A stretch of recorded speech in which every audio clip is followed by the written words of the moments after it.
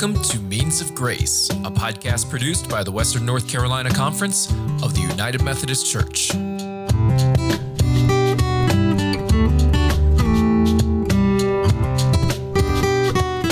Welcome to this week's episode of the Means of Grace podcast. My name is Brian Mateer, and I am the Director of Missional Engagement for the Western North Carolina Conference of the United Methodist Church.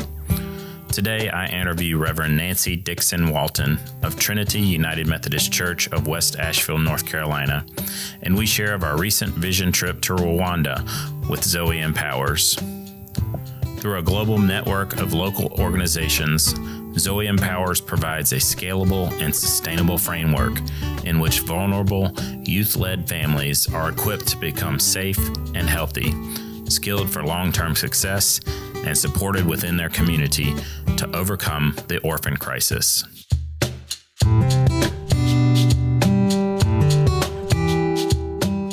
Hi, Nancy. Welcome to the Means of Grace podcast. I'm grateful that you joined us today. Thank you so much for asking and having me. So you just returned from a recent trip to Rwanda with the Western North Carolina Conference Mission Engagement Team, and we're excited to hear about your adventure and your stories of the people that you met and the places that you visited. But before we do so, I wonder if you could just introduce yourself and tell us a little bit about your ministry context out there in Asheville. Sure. So I am a transplant from the Florida conference, lots of good relationship between our two conferences, and officially finally transferred, I think it was back in 2017, 2018, something like that. Am delighted to be serving as the senior pastor at Trinity in West Asheville. We like to distinguish ourselves from just Asheville. And it's a fun, invigorating and challenging place to be in service. It's a pretty urban context. We have a number of unhoused neighbors right around us. We host the first public charter school for the city of Asheville in our education building. So I feel like that building is back to serving its purpose. Yeah. We also host a number of folks in the main church building trying to utilize our space well and be good stewards of this pretty incredible location we've been given in West Asheville. Yeah, it is. It's a really interesting neighborhood. Lots of cool things going on. Some gentrification and I'm sure some challenges related to that. But also a lot of vibrancy, I think, there in West Asheville. Absolutely, there is. There's a lot of hope, and there's certainly been suspicion around these pretty large, imposing buildings of sanctuaries up and down Haywood Road. And people are looking at Trinity with their head a little bit askew, going, you are not fitting that model of church as we may have experienced harm from in the past. And we are interested to see what you're doing. So I hope Jesus would encourage us on in that calling to break that model. Yeah. Yeah. Well, thank you for sharing a little bit about where you are now. Tell me about Rwanda. Tell me a little bit about maybe what you hope to gain from going on this, and maybe even how you came to join the Rwanda trip.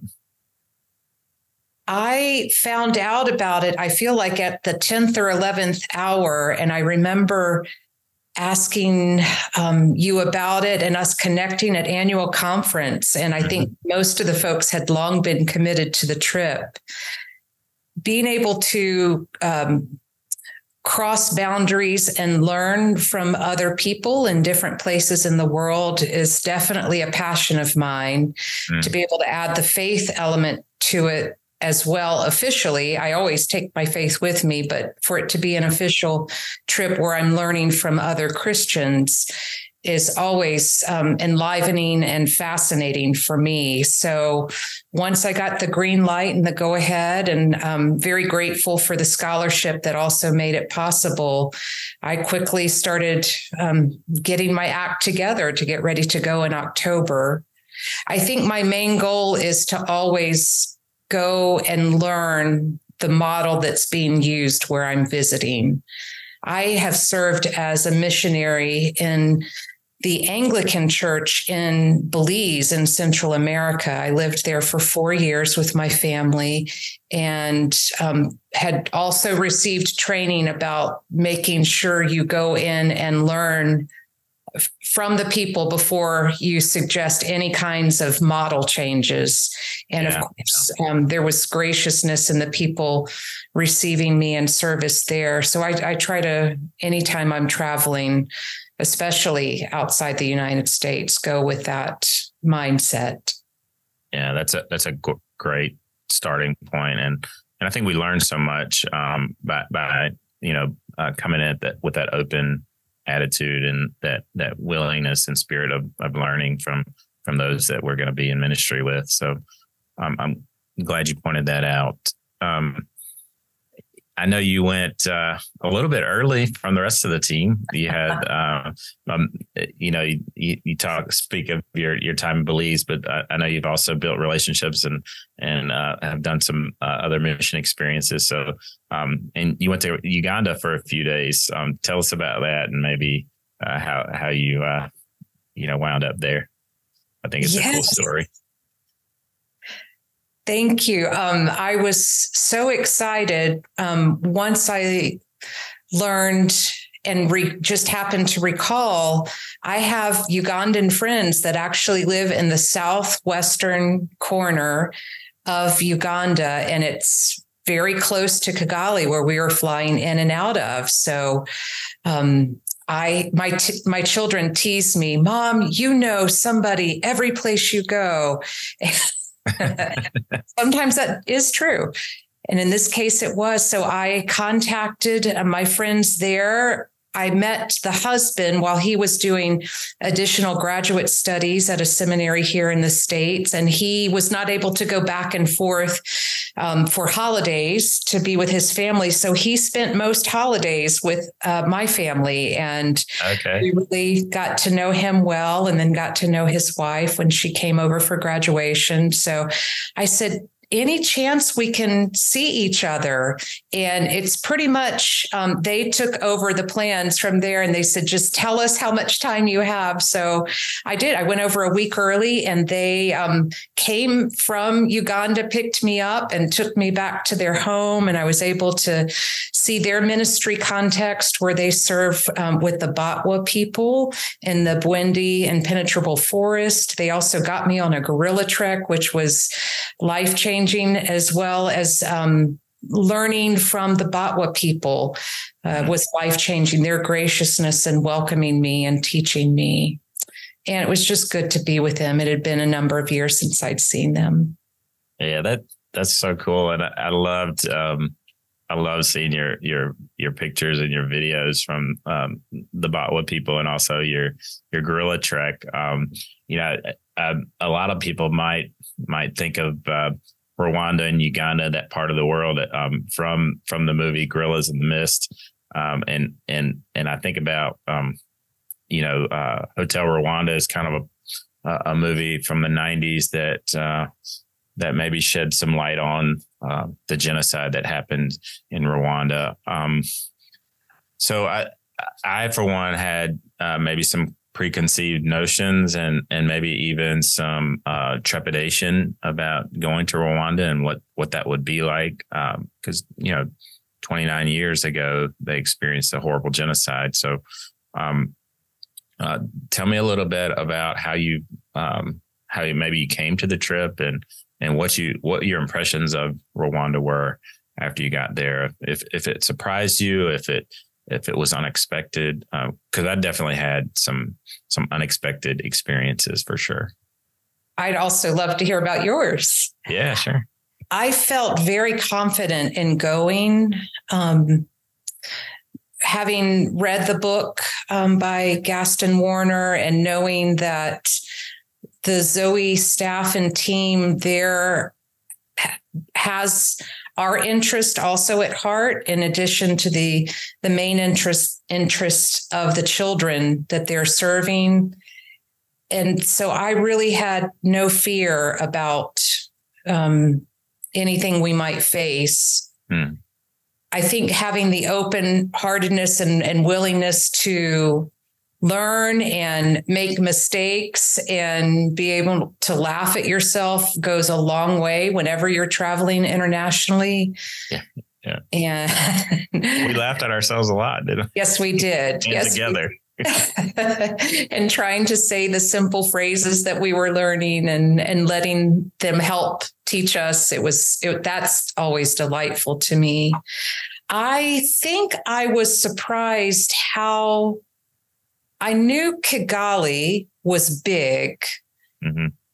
I was surprised by it didn't have this overwhelming feel. I think I thought it would feel overwhelming in terms of a big city, but it did not feel overwhelming to me. And perhaps one of the reasons is that I learned from my Ugandan friends who had traveled certainly there before genocide and after genocide. They said after genocide, they really rebuilt with intention and they built well. It was their opinion. So as opposed to the small city in which they lived in Kabale, Uganda, much smaller city, but also very congested feeling. It felt like everybody was on top of each other. And in Kigali, with those beautiful rolling hills, land of 1,000 hills, certainly proved true. It felt hospitable. Yeah. I would agree. I think, some of the media interpretations of the things that I'd learned and saw in film, poverty, genocide. What was surprising to me is how good of infrastructure, not just in the city of Kigali, but even out in the rural areas. And I know a lot of that has to do with how some of the reconciliation efforts that the Rwandans have undertaken since the genocide. Tell me a little bit about those and how that's impacted Rwandans today and their future. I think one of the big lessons for me of this trip so far, as I continue to process it, is how truth and reconciliation continues to have these reverberations in a very powerful way for the country, but then for anybody who is willing to go there and to experience and learn, as we did on our team. So I did feel like wherever I went, there was intention of people trying to work together. Yeah. I know one of the things that really surprised me was our as the team, collective thought that when we were visiting these young people and their entrepreneurial endeavors and these businesses that they had started, and of course, wherever we went in our bus, we were a sight, I guess, to come and see as well. And it seemed like many of us on the team had this expectation that the community around the individual that's involved in Zoe would be jealous. Yeah. And time and time again, the Rwandan executive director, Epiphany, who we were so privileged to have her as our leader every day, would constantly dismiss that, saying, no, that is not a part of the community feeling here. Yeah. They are glad they bring a service to the community. They bring esteem to the community. They bring a feeling of, in some of the stories that we learned of the young people, a sense of a full coming of age and the circle being completed, because some of these children had been the outcast and not treated well by the community. And then because of Zoe's emphasis on spirituality, but also reconciliation, those young people were then able to take on a new role in the community that reminded me of the Joseph story, that even when sometimes human intentions are not good towards others, God will use anything to get our attention and to bring right relationship back. So I think that was my biggest surprise. And as we would be out on some of our other adventures, even driving out to the short safari that we got to take, we went through that one village called Gachacha. And that was the name of the tribal practice of having your elders come and sit underneath the flat spaces, the green spaces under the trees, and give counsel and wisdom and try to bring right relationship back to people in the community whose relationships had been severed, and that they had brought that back after the genocide to reintegrate some of the perpetrators of those horrible crimes. And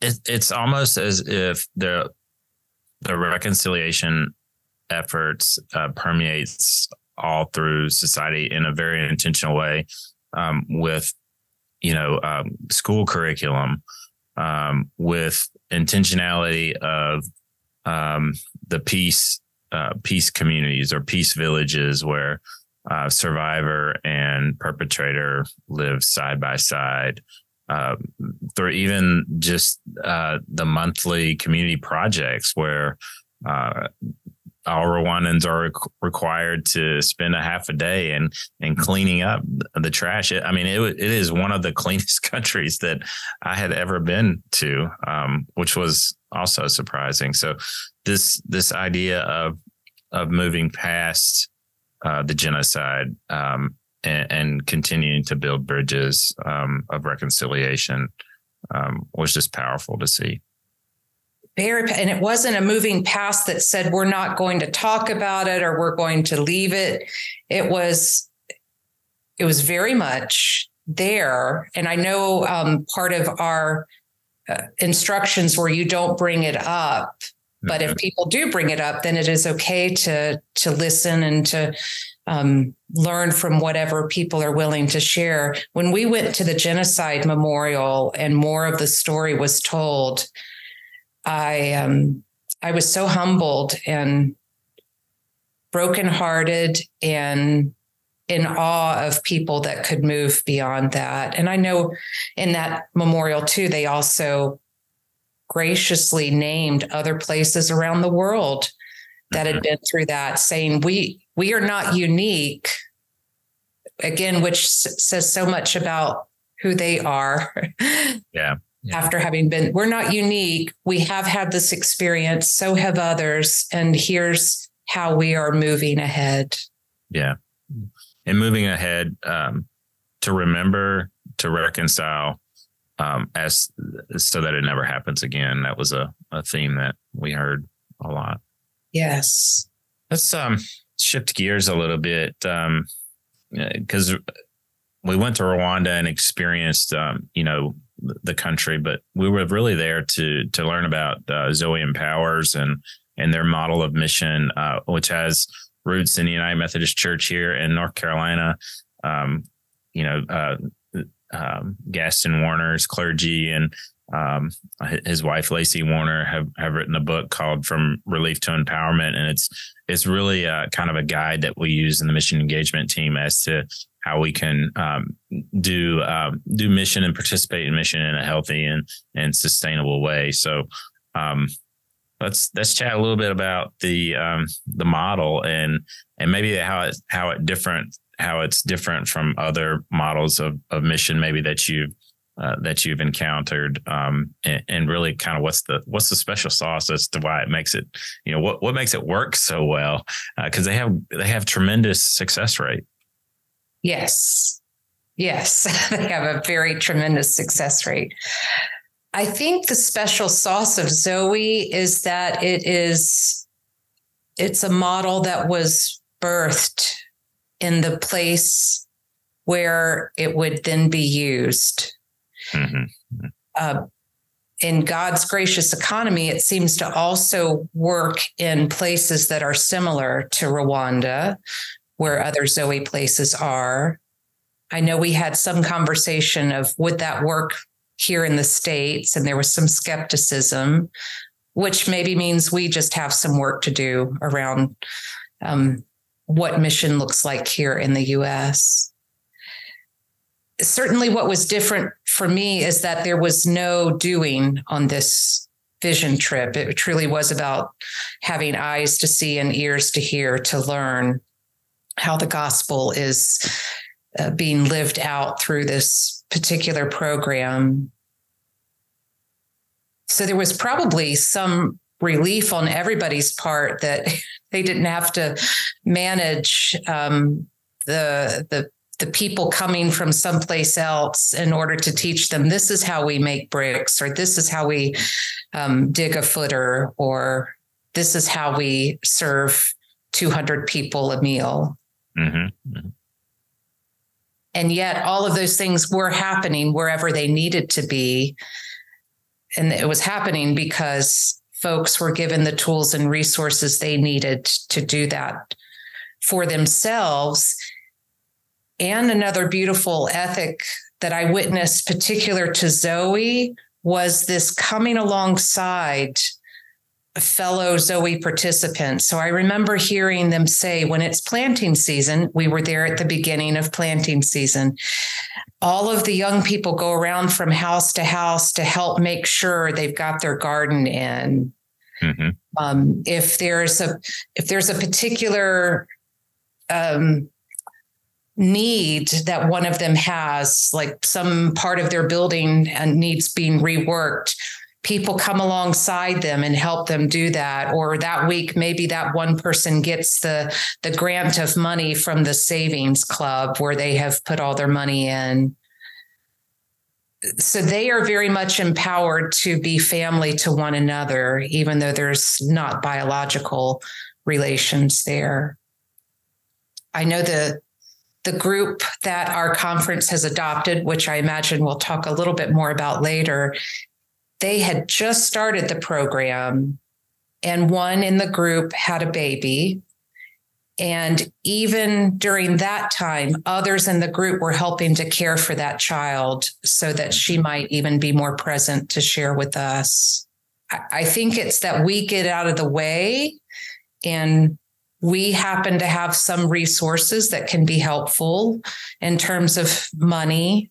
Yeah, I think that getting out of the way maybe is something that's different than maybe a lot of mission that I've been a part of and experienced. And Zoe's really, they take a hard line on that we're not to do anything. We're our responsibility and our presence being there is to encourage the young people and also to come back and share.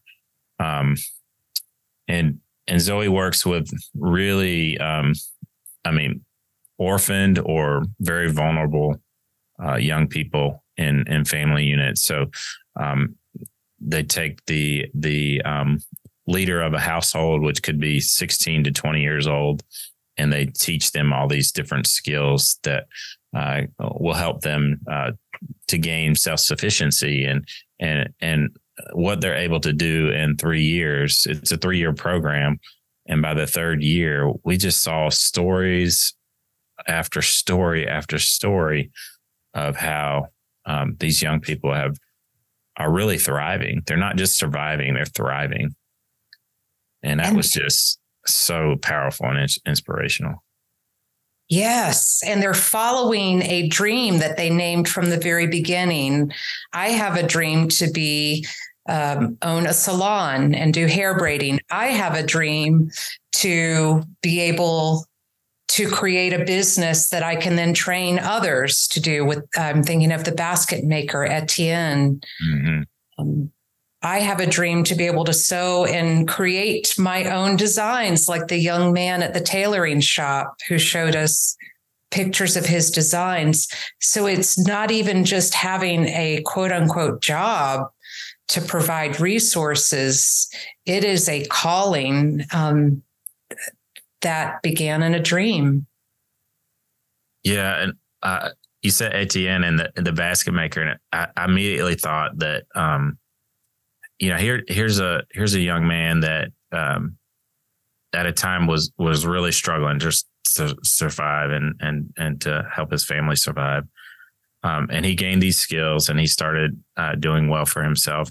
And then he trains 70 other young people in the skill so that they might be able to help themselves. 70. And I'm thinking, he's training his competition potentially, but it goes back to that sense of community and connectedness. And it was just amazing. And again, there was not that I guess competition and jealousy can go alongside each other, but that was not present in what we gave witness to. Yeah. We have a lot to learn. Yeah, we certainly do. We certainly do. You mentioned a while back about Epiphany, which we had the privilege to interact with, and she is a hero of mine, really, just because of her vision around the Zoe Empowers model.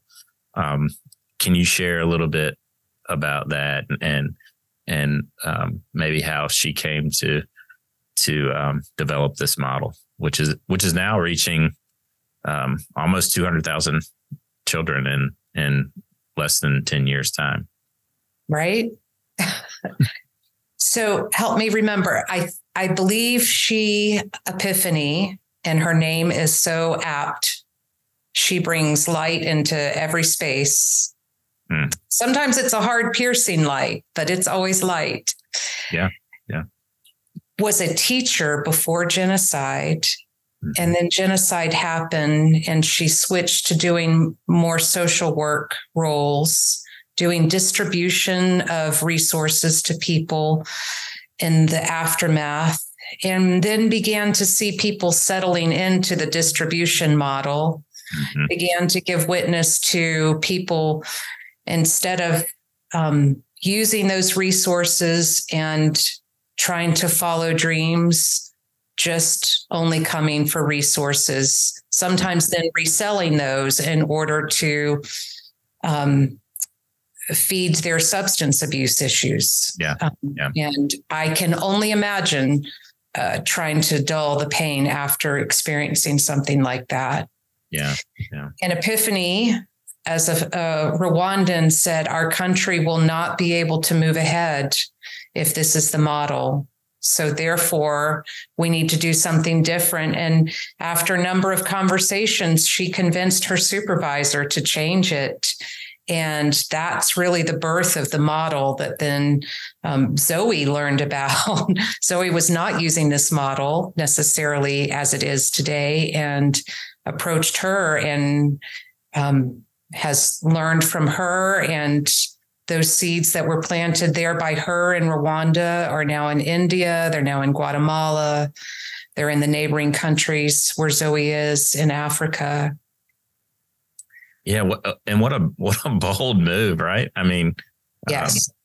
To say, hey, this isn't working. I mean, and at the time, the country itself was getting huge amounts of money for humanitarian relief. And she realized that it's not making significant impact.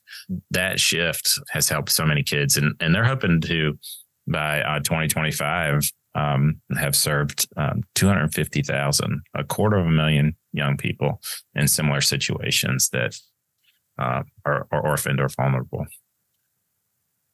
And then what those 250,000 represent through somebody like Etienne, or even somebody just, I remember Samuel, who owned the Canteen convenience store on the top of that beautiful mountain, being able to help siblings. Yeah, I mean, it's even beyond that that number. Who knows what that true number really is? Yeah. And them hiring other orphaned and vulnerable children from the community that maybe didn't qualify or couldn't get into the Zoe program, but they recognize that need and are helping their neighbors. Just a beautiful story. It's very generative. And I think that's one of the unique things that I experienced through Zoe. It's a very generative model. I also want to say, I think for Christians in a privileged context, like we are for the most part here in the States, we need to travel. So if traveling and getting you out to experience the gospel in another part of the world is a building project, by all means, I encourage you to go. For me, it's a both and model. I know when I was in Belize, the models were changing. And instead of short-term, just burst of energy, people would say, would you rather just have the money? And I understood what my Ugandan friends had told me when they said, please come visit, please come visit, please come visit. It's more important to us that you come and visit us here and you see our home. And so I would say to people today still, please go and visit. And if it's part of the task is doing a vacation Bible school program for a school, I needed those short-term bursts of energy while I was the long-term missioner in place. It was really a gift. Yeah. Yeah. And I know our resources can go a long ways in a program like Zoe. When I think about what I will continue to be doing, I've already started here at my own church sharing and asking for ongoing support for the group that we adopted, Abata Higwa. Did I say that right? I think you got it. That's good. All right. I've been practicing. For that particular group of 28 young people, knowing it will affect somewhere between 95 and 100 children once you count all of the households.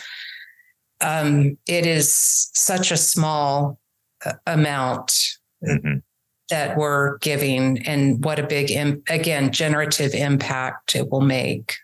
Yeah. Yeah.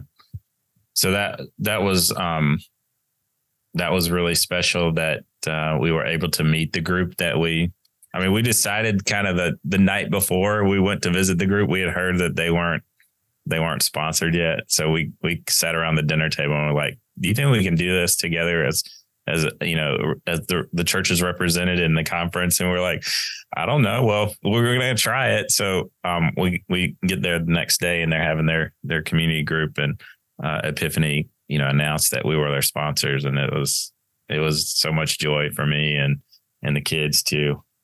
Still another act of faith, right? We still have yet to see how this is all going to work out.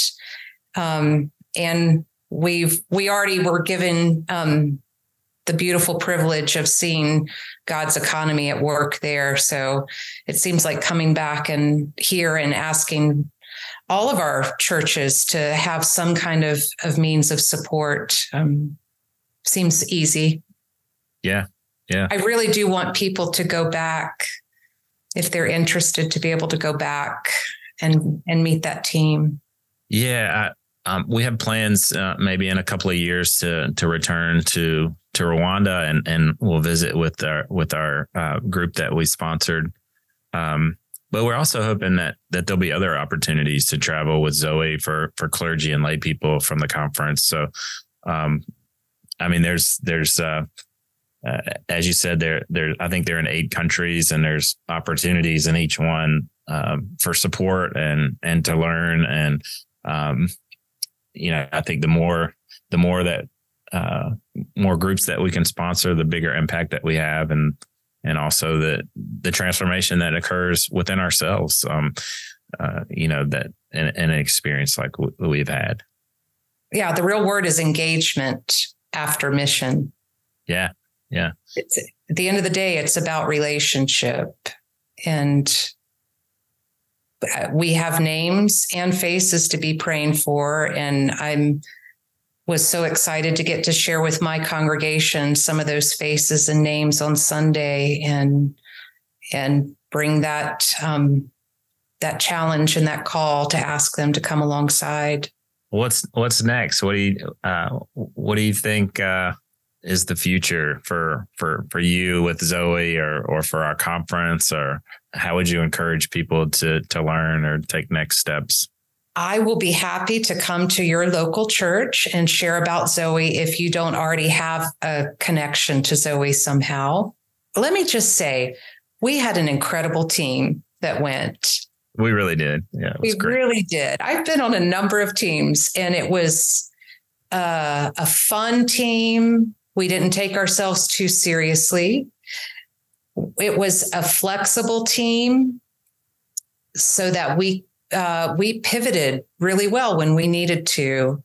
And we were a team that quickly grew just to help each other kind of get to the next thing. If somebody was struggling a little bit with energy or whatever, I feel like we worked well together. And we came alongside another church from the Pennsylvania conference and had no idea who they were. And now they're our friends. And it was also a delight to witness them being a group that had already adopted another group during the pandemic and getting to meet their group members who were headed towards graduation in December.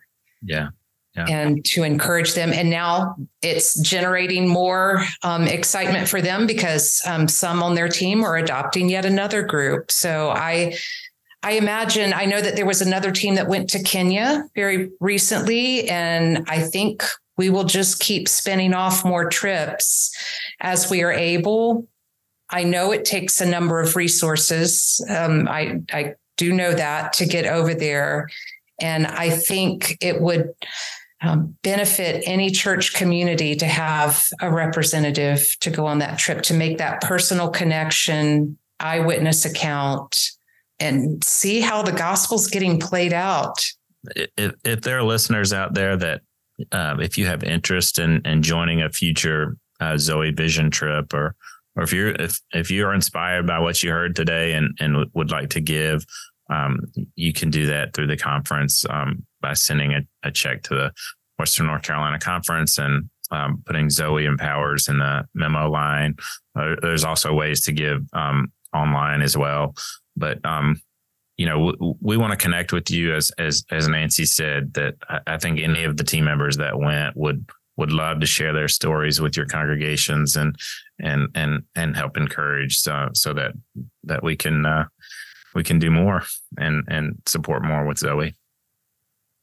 And if it's even something that would be helpful for any of us to lead over Zoom. I know Zoe had Zoom mission trips during the pandemic, and we could do that also with you if that would be easier for you. I want to reiterate the call to send funds in, even if it's just $100 for the year. Because if every church could do that, we could fund that. So the ask is, when you adopt a Zoe group, it is $9,000 a year commitment for 3 years. So it is no small change.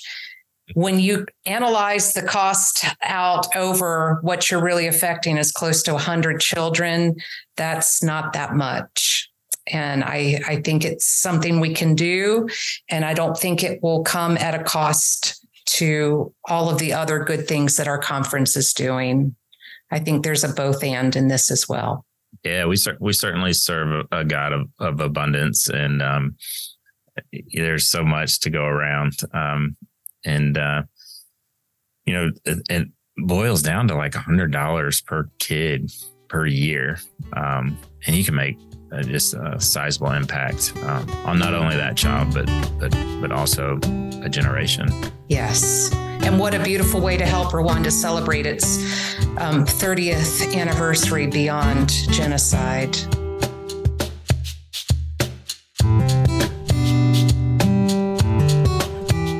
Thanks for listening to our conversation today. If you'd like to know more about how to support Zoe Empowers with your prayers and gifts, or if you would like to join a future vision trip with the Western North Carolina Conference of the United Methodist Church and Zoe Empowers, please contact Brian Mateer at bmateer@wnccumc.org. That's BMATER@wnccumc.org.